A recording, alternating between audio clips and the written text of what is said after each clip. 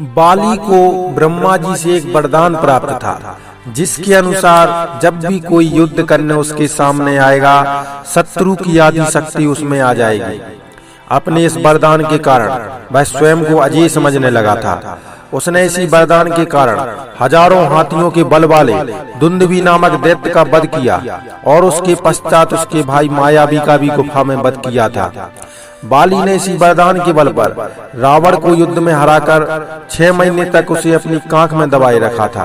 अंत में रावण ने हार मानकर बाली से मित्रता कर ली थी। बाली को अपने बल पर अहंकार हो गया था। उसे लगता था कि संसार में उससे बढ़कर योद्धा कोई नहीं है। एक दिन वह अपने बल की मद में चूर होकर वन की संपत्ति को नष्ट कर रहा था और उससे युद्ध करने के लिए ललकार रहा था। संयोगवश हनुमान जी वहां पर श्री राम का ध्यान कर रहे थे। बाली का उत्पात उनके ध्यान में विघ्न डाल रहा था। हनुमान जी कहने लगे कि आप वन संपदा को क्यों नष्ट कर रहे हैं?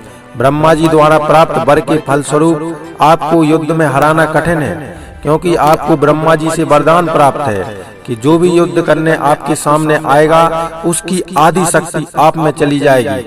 हनुमान जी बाली से कहने लगे कि आप इस बल पर अभिमान न करें और राम नाम का जाप करें, जिससे आपको अपने बल पर घमंड नहीं होगा। इतना सुनते ही बाली तमतमा उठा और कहने लगा कि तू एक श्रेष्ठ योद्धा को ज्ञान दे रहा है, जिसने विश्व के धुरंधर योद्धाओं को युद्ध में हराया है। मैं युद्ध में तुम्हें तो क्या, तुम्हारे राम को भी हरा सकता हूँ। हनुमान जी बाली द्वारा श्री राम के प्रति कटु वचन सुनकर कहने लगे कि तू क्या युद्ध में श्री राम को हराएगा? उससे पहले तू उनके सेवक से तो युद्ध कर ले। हनुमान जी और बाली में युद्ध के लिए अगले दिन का समय निर्धारित कर दिया गया। अगले दिन प्रातः काल जब हनुमान जी बाली के साथ युद्ध करने के लिए जाने वाले थे, तभी ब्रह्मा जी उनके समक्ष आ गए।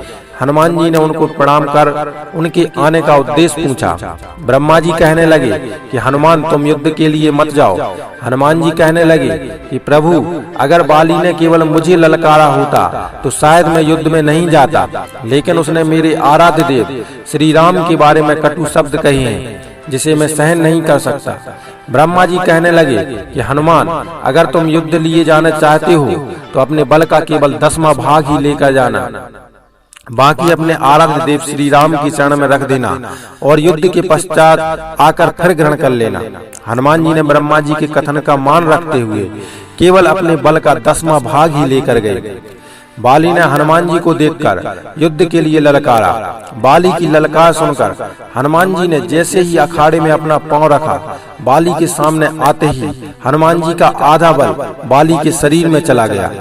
हनुमान के शरीर का बल मिलते ही मानो बाली के शरीर फूलने लगा और उसे लगा कि मानो उसका शरीर फट जाएगा। उसी समय ब्रह्मा जी बाली के सामने प्रकट हुए और कहने लगे कि जितना जल्दी हो हनुमान से दूर चले जाओ। ब्रह्मा जी की बात मानकर बाली ने दौड़ना शुरू किया, जिससे उसके शरीर में समाहित हनुमान जी के बल का प्रभाव कम हो गया और बाली थक कर गिर गया। ब्रह्मा जी उसके सामने प्रकट हुए और बाली ने ब्रह्मा जी से पूछा कि मेरा शरीर हनुमान का बल पाते ही फूलने क्यों लगा था और आपने वहां आकर मुझे हनुमान से दूर जाने को क्यों कहा? ब्रह्मा जी ने बाली से पूछा कि हनुमान का बल मिलते ही तुमको क्या आभास हुआ? बाली कहने लगा कि मुझे ऐसा लग रहा था कि मेरे इस बल का सामना कोई नहीं कर सकता और मैं स्वयं हनुमान के बल को सहन नहीं कर पा रहा था।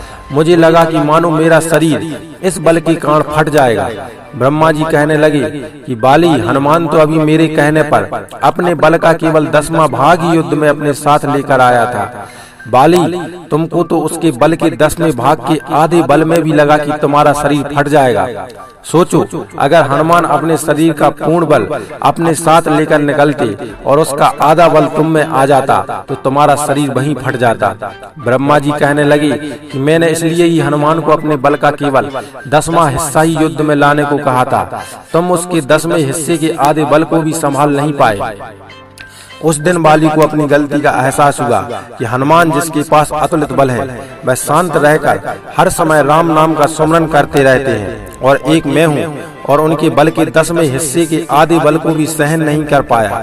उनको चुनौती दे रहा था। बाली ने हनुमान जी से क्षमा मांगी। इस तरह हम हनुमान जी के जीवन से शिक्षा ले सकते हैं कि हनुमान जी के पास अतुलित बल था लेकिन उनमें घमंड का लेस मात्र भी नहीं था।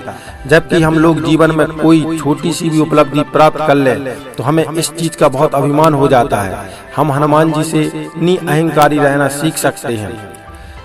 दोस्तों, आप लोगों के लिए यह कथा कैसी लगी हमें कमेंट बॉक्स में जरूर बताएं। अगर अच्छी लगी हो तो वीडियो को लाइक और शेयर जरूर करें और हमारे YouTube चैनल को जल्दी से सब्सक्राइब कर लें। बहुत बहुत धन्यवाद।